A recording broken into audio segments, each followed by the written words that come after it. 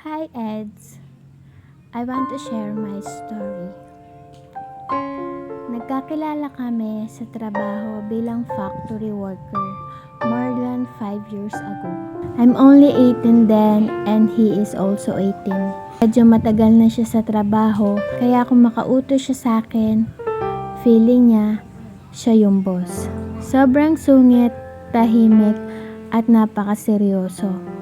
Ewan ko ba, pero sobrang naiinis ako sa kanya.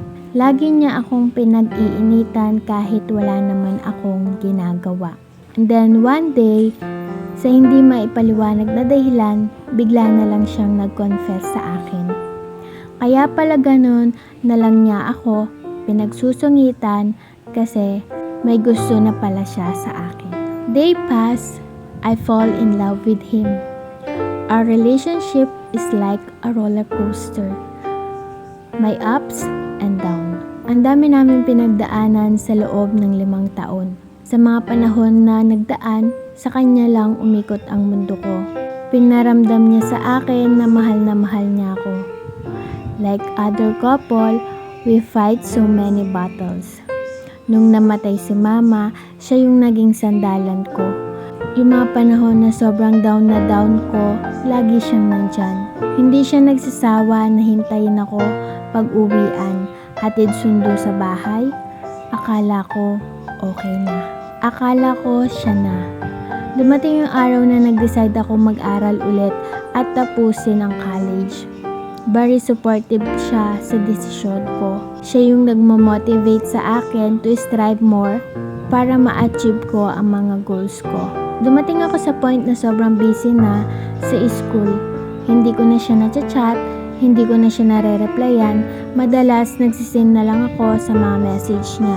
Pero gumagawa siya ng paraan para magkita kami at least once a week. One day, dumating yung araw na sana hindi ko na lang siya hinayaan na ma-assign sa Cavite. Nung una, okay pa. Dumating kami sa point na almost a month, hindi na kami nagkikita. Kasi hindi siya makauwi. Dahil doon, mas lalo kaming nawala ng time sa isa't isa. Ako sa school at siya naman sa work. October 2019, halos wala na kaming chat. Madalang na lang ang kamustahan. Iniisip ko na baka busy siya, kaya hinayaan ko na lang. December 18, 2019, 5 years anniversary namin. Akala ko magkikita kami pero hindi siya nakauwi. Sobrang lungkot ko noon at nagtatampo. Pero wala akong nagawa. Onwards, wala na kaming paramdaman. Akala ko busy lang kaming parehas. I felt na hindi na ako ganun kahalaga kaya I decided to break up with him. Umasa ako na baka sa ganung paraan mapapansin niya ako. Sorry pero wala na talaga. Yun yung reply niya.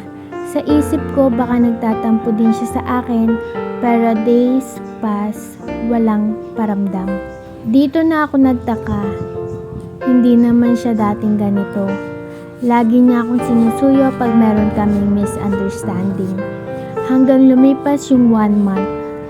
Habang nagbabasa ako ng newsfeed, nag-pop up ang notif na nag-change siya ng DP. And sobrang nanlumo ako. May kasama siyang babae sa profile niya. And the girl is very familiar. Kasama siya sa work sa Cavite. At that moment, alam ko na kung anong nangyayari. May bago na siya agad. At sobrang sakit sa dibdib. Hindi ko alam kung ano bang dapat kong i-react. Magagalit ba ako? Maiinis? Magsusumbat? Pero bakit sobrang bilis? I was so miserable the day na nakita ko yung picture. Sinearch ko yung girl and I was right. Sila na nga, January 10, 2020. May picture sila magkasama na sila lang dalawa. So by that day, nililigawan na niya si girl after the breakup. Sobrang nagsisikip ang dibdib ko. Hindi ko matanggap na pinagpalit na niya ako. I was finding so many answers sa mga question ko. Hindi ako nakatiis. Tinawagan ko siya. He told me everything. Mga panahon na wala na kaming time sa isa't isa, nandun pala si girl para punan lahat ng pagkukulang ko. Nakita niya daw kasi ako sa girl, kaya na-fall siya. Sobrang sakit. Nasa kanya pa mismo nagmula yung mga salitang ayaw kong marinig. I beg for second chance na sana ako na lang ulit. Pero sobrang tigas niya. Mahal niya daw yung girl kaya hindi na daw kami pwede. Parang pinagbagsakan ako ng langit at lupa.